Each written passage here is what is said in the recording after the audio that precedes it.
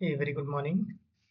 सो आज हम कवर करेंगे बीएफएम मॉडल पे ऑपरेशनल क्रेडिट। देखो, बैंकिंग पॉइंट ऑफ व्यू से जो रिस्क है तीन मेजर कैटेगरीज में डिफाइंड है। पहला है हमारा मार्केट रिस्क, दूसरा है हमारा क्रेडिट रिस्क एंड तीसरा है हमारा ऑपरेशनल रिस्क। तो हमने क्रेडिट रिस्क को अच्छे से इन डेप्थ समझा है, हमने एमसीक्यूज सॉल्व किए। आज हम समझने की कोशिश करेंगे व्हाट इज ऑपरेशनल रिस्क। जैसा कि जो टर्म बोलता है ऑपरेशनल, मतलब जो भी ऑपरेशन से रिलेटेड है, that is termed as a operational risk.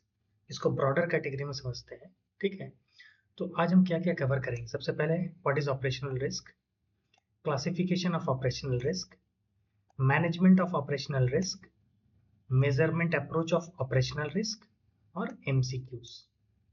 Clear है? तो लेट्स स्टार्ट। तो व्हेन वी से what is operational risk, definition क्या है बोलता है। इसमें बहुत सारे डेफिनेशंस मिलेगा आपको, बस द बेस्ट सुटेबल डेफिनेशन जो है वो है बेसल कमिटी। बेसल कमिटी क्या has defined operational risk as the risk of loss resulting from inadequate or failed internal processes, people and system or from external events। आप देखो कोई definition में क्या बोलता है, risk of loss resulting from inadequate और failed internal processes, people and system और from external events. मतलब दो इवेंट्स होते हैं ऑपरेशनल रिस्क का डेफिनेशन में, एक इंटरनल प्रोसेस हो गया या पीपल हो गया, सिस्टम हो गया, या फिर एक्सटर्नल इवेंट्स। बोलता है क्या, second part, arises from all the activities undertaken. कोई भी एक्टिविटी आप अंडरटेक करते हो उस वहां से अराइज करता है। क्लियर है? बोलो व्हाट डज इट इंक्लूड, क्या क्या इंक्लूड करता है। डेफिनेशन खुद बोलता है इंटरनल प्रोसेसेस है, सिस्टम फेलियर है, ह्यूमन एरर आते हैं, external attacks like cyber attack, terrorism होता है। ठीक है, इसको और ब्रॉडर सेंस में हम लोग आगे पढ़ेंगे। नेक्स्ट आता है events like regulatory fines, litigation, rogue trading और डेटा ब्रीचेस। तो देखो, रोग ट्रेडिंग का मतलब क्या होता है। जनरली जब आप देखोगे ट्रेजरी वगैरह डिपार्टमेंट में डीलर्स होते हैं, डीलर्स को एक डिफाइंड लिमिट होता है। तो ऑल ऑफ ए सडन वो इतना ज्यादा एक्सपोजर ले लेते हैं without the consent of anyone कि उसको बैंक को सेट ऑफ करने में बहुत ह्यूज लॉस होता है।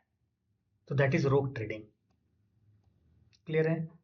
what it does not include, this is very important with examination point of view। strategic risk is not a part of operational risk। क्यों? Because यहाँ पे पुअर डिसीजन मेकिंग होता है, ये ऑपरेशनल का रिस्क नहीं है। नेक्स्ट है रेपुटेशनल रिस्क या ब्रांड डैमेज हम लोग बोलते हैं जिसमें होता है, these are not included as a part of operational risk. Clear है यहाँ तक? अब देखो नेचर ऑफ ऑपरेशनल रिस्क क्या है। ऑपरेशनल रिस्क का nature, present everywhere in an organisation. क्या बोलता है, arises from day to day activities. इसका मतलब क्या होता है, प्रेजेंट एवरीवेयर रहेगा in an organisation, arises from daily business activities, can be high frequency low value loss. High frequency low value loss का मतलब क्या हो गया, जैसे टेलर है ब्रांच में, 1000 2000 5000 फ्रीक्वेंसी डेली, कहीं ना किसी ब्रांचेस में कैश शॉर्टेज हो जाता है, तो that is high frequency, number ज्यादा है लेकिन लो वैल्यू लॉस है। Low frequency high value loss, इसको हम समझते हैं और इन डेप्थ में, जैसे एटीएम में कैश लोडिंग करने के लिए मंथ में एक बार गए या वीक में एक बार गए या फोर्टनाइटली एक बार गए। अलग अलग कैसेट्स होते हैं, 100 के 200 के 500 के। पता चला 100 के कैसेट में हमने गलती से 500 का कैश लोड कर दिया, तो क्या होगा, इसमें लो फ्रीक्वेंसी है, लॉस बहुत होगा। लोग 500 रुपया निकालेंगे, 100 × 5 देना था तो 500 × 5 दे देगा। मान लो 10 लाख रुपए मैंने लोड किया है उस इंटायर में, तो पूरा लॉस है मेरे लिए। नेक्स्ट क्या बोलता है, continuously changes with business environment. जैसे जैसे बिजनेस एनवायरनमेंट चेंज होगा उस हिसाब से ऑपरेशनल लॉस का नेचर चेंज होगा। यहाँ तक क्लियर है हम लोग? अब आगे बढ़ते हैं। अब बोलता है क्लासिफिकेशन, बोलता है the second and third consultative paper of Basel two suggested classification based on. तो ऑपरेशनल रिस्क को क्लासिफाई करने के लिए जो बेसल कमेटी है, सेकेंड और थर्ड कंसल्टिव पेपर, ठीक है, वो बोलते हैं पहले कॉज बेस्ड रहता है क्लासिफिकेशन, नेक्स्ट है event based, effect based and the third is event based. तो अब ये तीनों को हम लोग इन डेप्थ में पढ़ेंगे। ये तीन पार्ट रहता है क्लासिफिकेशन। कितना होते हैं, कॉज बेस्ड होता है, इवेंट बेस्ड होता है, इफेक्ट बेस्ड होता है। ठीक है, सो लेट्स स्टार्ट। अब देखो, कॉज बेस्ड क्लासिफिकेशन, जब कॉज बेस्ड क्लासिफिकेशन की बात करते हैं तो बोलता है पीपल ओरिएंटेड कॉज आता है। ठीक है, पीपल ओरिएंटेड कॉज में क्या आ जाएगा, सपोज नेग्लिजेंस हो गया, इनकम्पिटेंस हो गया, इनसफिशिएंट ट्रेनिंग है, उसको पता नहीं है, बैठ गया उसके चलते। ठीक है, इंटीग्रिटी इशूज, जो कोई भी स्टाफ बैठे उसका इंटीग्रिटी डाउटफुल लगता है, उसको बैठा दिए हैं, तो कुछ उसके चलते जो ऑपरेशन पार्ट से लॉस हुआ, that is operational loss. Key man risk हो गया, this are part of people oriented risk, जहाँ पे ओरिजिन कौन है, पीपल है। देखो सारे एग्जांपल्स में हमने नेग्लिजेंस में बात की है, पीपल इंक्लूडेड है, इनकम्पिटेंस की बात की है, पीपल इंक्लूडेड है, इनसफिशिएंट ट्रेनिंग की बात की है, पीपल इंक्लूडेड है, इंटीग्रिटी इशू की बात की है तो पीपल इंक्लूडेड है, ठीक है। तो कॉज बेस्ड क्लासिफिकेशन में जो पीपल ओरिएंटेड कॉज में क्लियर है। अब आते हैं प्रोसेस ओरिएंटेड, ठीक है। प्रोसेस ओरिएंटेड में देखो दो पार्ट है। पहला है transaction based causes. Transaction based causes में क्या हो गया, जैसे बिजनेस वॉल्यूम फ्लक्चुएशन हो गया, ऑर्गेनाइजेशनल कॉम्प्लेक्सिटी आ गया, प्रोडक्ट बहुत कॉम्प्लेक्स है, समझ में नहीं आ रहा है, किसी को दे दिए पता चलता है, उसके चलते बैंक के ऊपर लॉस आ गया, मेजर ऑपरेशनल चेंजेस आ गया, इज आर ट्रांजेक्शन बेस्ड, ठीक है। अब आते हैं next control based causes. Control based causes में poor segregation of duties. Control based मतलब क्या हो रहा है, जो ड्यूटीज का पुअर सेग्रीगेशन, किसी एक स्टाफ को बहुत ज्यादा ओवरलोड दे दिया, किसी को कुछ ओवरलोड नहीं है, तो ये सेग्रीगेशन ऑफ ड्यूटीज प्रॉपर नहीं हुआ। नेक्स्ट आता है लैक ऑफ सुपरविजन, हम सुपरवाइज नहीं कर रहे हैं, हमने वर्क तो डेलीगेट कर दिया। पहला है कि पुअर सेग्रीगेशन ऑफ ड्यूटीज आ गया, नेक्स्ट है लैक ऑफ सुपरविजन, सुपरवाइज नहीं कर रहे हैं अच्छे से कि कौन काम कर रहा है नहीं कर रहा है, किसके पास बैलेंस है कि नहीं, weather he is properly doing the work, ठीक है। थर्ड आता है वीक प्रोसीजर्स, प्रोसीजर सही नहीं है, तो these are control based causes, ठीक है।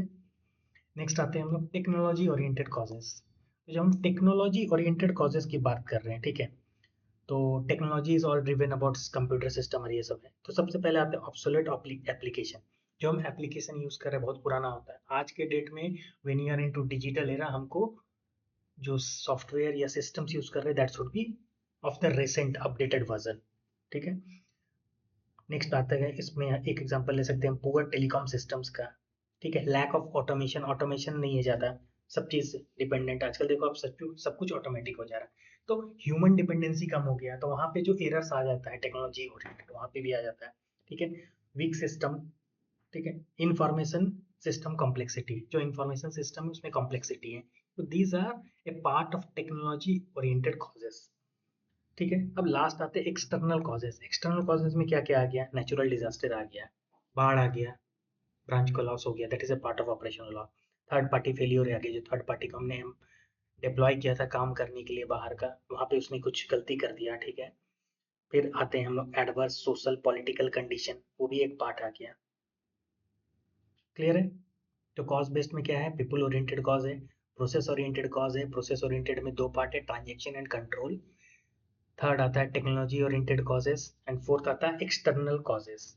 यहाँ तक क्लियर है, ठीक है। अब नेक्स्ट हम आगे बढ़ते हैं, effect based classification. Effect based का मतलब क्या हो गया, सिंपल हो गया, लीगल लाइबिलिटी आ गया बैंक की, रेगुलेटरी पेनल्टीज लगा दिया आरबीआई ने या सेबी ने या कुछ, कंप्लायंसेस में फेलियर कर दिया हमारा, ठीक है, कुछ इफेक्ट है, टैक्सेशन पेनल्टीज लग गया। This is very clear and straight forward कि हमारा कॉज से कुछ हुआ है, उसका इफेक्ट, हमने कुछ किया गलती से, इफेक्ट से हमको कुछ एक्सटर्नल पेनल्टीज लग गया या एक्सटर्नल प्रॉब्लम्स आ गया, these are effect based classifications, clear है। अब आते हैं इवेंट बेस्ड क्लासिफिकेशन। देखो इवेंट बेस्ड क्लासिफिकेशन में पहला पार्ट आ गया इंटरनल फ्रॉड, ठीक है। इंटरनल फ्रॉड का मतलब losses due to act intended to defraud, misappropriate property, circumvent regulation और कंपनी पॉलिसी, ठीक है। एग्जांपल है एम्प्लॉय साइफनिंग फंड कर दिया, मैनिपुलेशन ऑफ रिकॉर्ड्स हो गया, अनऑथराइज ट्रेडिंग कर दिया, इनसाइडर कॉल्यूजन हो गया, दिस आर इंटरनल फ्रॉड। इसको याद करने का क्या सिंपल तरीका, इनसाइडर इन्वॉल्वमेंट है, मतलब इंटरनल फ्रॉड में अंदर से सिस्टम से कोई इन्वॉल्व है, that is internal fraud. External fraud, fraud का क्या बोलते हैं, बोलता है losses due to fraudulent act by third parties. कोई थर्ड पार्टी फ्रॉडुलेंट एक्ट कर दिया, मतलब हमने वैल्यूअर को दिया, सही से वैल्यूएशन नहीं आया। आजकल आप देखते होंगे गोल्ड अप्रेजर वाला बहुत सारे न्यूज आ रहे हैं कि फेक गोल्ड को अप्राइज कर दिया, लोन बाकी सारा कुछ दे दिया, that is also external fraud, जहाँ पे मतलब एक्सटर्नल पार्टी इन्वॉल्व है। आप एग्जांपल ले सकते हो साइबर फ्रॉड का, एटीएम स्कीमिंग जो एक समय में बहुत चला था, फॉर्स चेक हो गया, वेंडर फ्रॉड हो गया, यहाँ पे थर्ड पार्टी इन्वॉल्व होता है, ठीक है। अब आ गया इवेंट बेस्ड में employment practice and workplace safety. अब बोलता है losses arising from violation of employment laws, health and safety regulation, discrimination claim, workplace injury compensation, ये इसका एम्प्लॉय से रिलेटेड हो गया, ठीक है। एग्जाम्पल हो गया रॉन्गफुल टर्मिनेशन लॉसूट, किसी को रॉन्गफुली बैंक ने टर्मिनेट कर दिया, उसने लॉसूट फाइल कर दिया। फिर हम बोल सकते हैं इसको हैरेसमेंट क्लेम हो गया, किसने हैरेसमेंट हुआ वर्क प्लेस में उसमें क्लेम कर दिया। तो these are the part of event based classification of operational risk. ठीक है, तो इम्प्लॉय रिलेटेड लीगल क्लेम्स आ जाते हैं इस वाले पार्ट पे। Employment practice and work place में बोलते हैं इम्प्लॉय रिलेटेड लीगल क्लेम्स। ठीक है, नेक्स्ट हम आते हैं client product and business practice. ठीक है, क्या बोलता है इसमें, losses due to failure to meet professional obligation towards client. जो प्रोफेशनल ऑब्लिगेशन है टुवर्ड्स क्लाइंट, उसके चलते जो लॉस होता है that is under this category. ठीक है, एग्जांपल समझ लो, मिस सेलिंग ऑफ इंश्योरेंस होता है, केवाईसी फेलियर पेनल्टी हो गया, इन अप्रोप्रिएट इन्वेस्टमेंट एडवाइस दे दिया आपने, लॉस हो गया, कुछ हो गया, वहां पे किसी ने केस कर दिया। तो this comes under client product and business practice. ठीक है, जहां पे भी क्लाइंट इन्वॉल्व है हम ध्यान रखेंगे कि ये कैटेगरी में फॉलो होता है। ठीक है, नेक्स्ट आता है damage to physical asset. Very clear है कि फिजिकल एसेट को डैमेज हुआ है। ठीक है, नेचुरल डिजास्टर पे एग्जांपल ले सकते हैं, फायर हो गया, अर्थक्वेक हो गया, फ्लड डिस्ट्रॉइंग डेटा सेंटर हो गया, दीज आर फिजिकल एसेट पे डैमेज हो गया। ठीक है, अब आते हैं business disruption and system failures. तो यहाँ पे ये क्लियर है, सिस्टम फेलियर और बिजनेस डिसरप्शन की बात है, गया हमारा लिंक डाउन हो गया, नहीं चल रहा है 10 दिन से, जिसके कारण ऑपरेशन में लॉस हो गया। ठीक है, पावर आउटेज का इश्यूज आ गया, टेलीकॉम फेलियर हो गया, बिजनेस इंटरप्शन हो गया। ठीक है, ये सारा इससे रिलेटेड है, सर्वर डाउन चल रहा है, एटीएम नहीं है, कोर बैंकिंग का प्रॉब्लम है। तो यहाँ पे एक समझेंगे, physical damage is not equal to system failure. ठीक है, मान लो कहीं पे बाढ़ आ गया है, ऑपरेशनल लॉस हो गया, दैट इज फिजिकल डैमेज हो गया, that is not, that does not come under business disruption and system failure. Clear यहाँ तक। नेक्स्ट आते हैं execution delivery and process management. तो बोलता है क्या, इसका सिंपल है कि loss due to failed transaction processing और प्रोसेस एरर। ये बड़ा अच्छा एग्जांपल है, आप लोग ब्रांचेस में देखते होंगे, हम लोगों को ट्रांसफर करने की या बोरो होने 10,000 रुपया, हम लोग गलती से ट्रांसफर कर दिए उसके अकाउंट में 1,00,000 रुपया, दैट इज क्या होता है, एग्जीक्यूशन में एरर आ गया। ठीक है, रॉन्ग। तो दिस टाइप ऑफ जो एरर्स आते हैं या लॉसेस होते हैं वो ऑपरेशनल लॉस में इवेंट बेस्ड क्लासिफिकेशन में execution delivery and process management के अंदर आते हैं। क्लियर है यहाँ तक, आई थिंक सो आपको सबको क्लियर हुआ है। तो एक बार शॉर्ट रिवीजन कर लेते हैं हम लोग कि ऑपरेशनल लॉस क्या होता है, इंटरनल और एक्सटर्नल कॉजेस के कारण होता है। अब इसका क्लासिफिकेशन बोलता है बेसल 2 में सेकंड कंसल्टिव एंड थर्ड कंसल्टिव के बेसिस में 3 पार्ट में। पहला है cause based, causes based, effects and event based. तो कॉज बेस्ड में हम देखें पीपल ओरिएंटेड कॉज हो गया, प्रोसेस ओरिएंटेड कॉज हो गया। प्रोसेस ओरिएंटेड के अंदर 2 पार्ट है, ट्रांजेक्शन एंड कंट्रोल, फिर आता है टेक्नोलॉजी ओरिएंटेड कॉजेस, और उसके बाद आता है एक्सटर्नल कॉजेस। फिर हम आया कि effect based classification, legal liability हो गया बैंक की, रेगुलेटरी पेनल्टीज लग गया, कंप्लायंस फेलियर हो गया, टैक्सेशन पेनल्टीज लग गया। क्लियर है। उसके बाद हमने क्या देखा, उसके बाद देखा event based classification. Event based classification में क्या देखा, इंटरनल फ्रॉड, जहाँ पे बैंक के इंटरनल से कोई इन्वॉल्व है। एक्सटर्नल फ्रॉड पे हमने क्लियर किया, हमने एम्प्लॉयमेंट प्रैक्टिस को समझा, क्लाइंट प्रोडक्ट्स क्या होता है, डैमेज टू फिजिकल एसेट क्या होता है, फिर हम देखा damage to physical asset is not equal to system failure भी देखा, execution delivery and process management को देखा। यहाँ तक क्लियर है, बहुत सिंपल है। Let's proceed. की डिफरेंस समझते हैं, देखो इवेंट बेस्ड और कॉज बेस्ड में काफी कंफ्यूजन है। इवेंट बेस्ड बोलता है व्हाट हैपेंड, कॉज बेस्ड बोलता है व्हाई इट हैपेंड। क्लियर है यहाँ तक। इंटरनल फ्रॉड हो गया, पीपल ओरिएंटेड कॉज हो गया, सिस्टम फेलियर हो गया, टेक्नोलॉजी कॉज हो गया, मिस सेलिंग हो गया, यहाँ पे प्रोसेस फेलियर हो गया। इसको ध्यान से देखेंगे हम लोग, ये डिफरेंस समझ में आएगा इवेंट बेस्ड और कॉज बेस्ड में। ठीक है, क्लियर है। अब उसके बोलते हैं fundamental principles of operational risk management, समझते हैं। बोलता है बेसिल जो है 11 प्रिंसिपल्स है बेसिकली। ठीक है, इसको ग्रुप किया गया है। पहला बोलता है गवर्नेंस एंड कल्चर। ठीक है, गवर्नेंस एंड कल्चर में आता है, क्या बोलता है कि board must establish strong risk management culture, board का ड्यूटी है। ठीक है, promote professional and responsible behavior among the entire organization, set standards and incentives aligned with risk discipline, ensure operational risk awareness across organization। ये क्या है, board का responsibility है यहाँ पे। ठीक है, प्रिंसिपल 2 पे आते हैं, that is integrated framework. Integrated framework का मतलब क्या होता है, bank must have a formal operational risk framework, हर देखना आप सर्कुलर्स में चेक करना, ऑपरेशनल रिस्क मैनेजमेंट का रिस्क फ्रेमवर्क का एक सर्कुलर होगा, you just go and check it, हर बैंक्स में, सारे बैंक्स में होते हैं। तो वहाँ पे फ्रेमवर्क होता है कि ब्रांच लेवल में क्या रिस्पॉन्सिबिलिटीज होता है, जोनल या सर्कल लेवल में क्या होता है, फर्दर उससे एस्केलेशन लेवल में क्या होता है, टॉप लेवल में कैसे काम करेगा, ठीक है। Fully integrated overall risk management framework, जो बेसल टू में रिस्क मैनेजमेंट फ्रेमवर्क किया उससे इंटीग्रेटेड होते हैं। आप लोग एक बार जाना और सर्कुलर जरूर चेक करना if possible, so that you can को रिलेट आज हमने जो पढ़ा है, ठीक है। ये फ्रेमवर्क डिपेंड्स ऑन क्या बोलता है, nature, size, complexity and risk profile. Clear है। अब बोलता है थर्ड प्रिंसिपल क्या बोलता है, oversight means approve framework, periodically review it, framework को अप्रूव करना है, पीरियोडिकली रिव्यू करना है, ensure effective implementation, supervise senior management. Fourth principle क्या बोलता है, risk appetite, this is very important. Risk appetite मतलब डिफाइन ऑपरेशनल रिस्क एपेटाइट, हम कितना रिस्क ले सकते हैं, define risk tolerance level, specify acceptable risk exposure. ये सारा पॉलिसीज का पार्ट आएगा। आप जब पॉलिसी देखोगे या सर्कुलर देखोगे अपना, you will have a clarity on this कि ये प्रिंसिपल्स पे बेस्ड है, ठीक है। फिर आता है, देखो risk appetite is not equal to risk capacity, यहाँ पे हम ध्यान देंगे, ठीक है। Appetite is basically willingness to take risk, हम कितना रिस्क ले सकते हैं, कहाँ पे ले सकते हैं।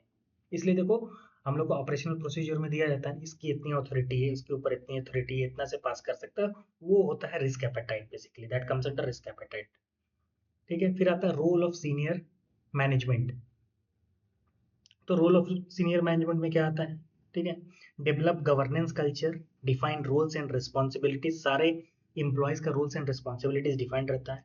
इंश्योर इम्प्लीमेंटेशन ऑफ पॉलिसीज, मतलब जो पॉलिसीज है उसका इम्प्लीमेंटेशन करवाना। Align activities with risk appetite, ठीक है। अब 6 नंबर में क्या है, रिस्क आइडेंटिफिकेशन एंड असेसमेंट। तो यहाँ पे क्या है, आइडेंटिफाई इनहेरेंट ऑपरेशनल रिस्क, ठीक है। सारे इनहेरेंट ऑपरेशनल रिस्क हैं अक्रॉस क्या है, प्रोडक्ट्स हैं, हम जो एक्टिविटीज कर रहे हैं, जो हमारा प्रोसेसेस है और सिस्टम है, ठीक है। सेवेंथ प्रिंसिपल क्या बोलता है, न्यू प्रोडक्ट अप्रूवल। देखो कोई भी नया प्रोडक्ट लॉन्च होता है, ठीक है, तो उसको must undergo operational risk assessment, कि उसके उस प्रोडक्ट में ऑपरेशनल रिस्क का क्या क्या स्कोप है, पॉसिबिलिटीज है, कैसे मिटिगेशन करना है, क्या प्रोविजंस है, एवरीथिंग, ठीक है।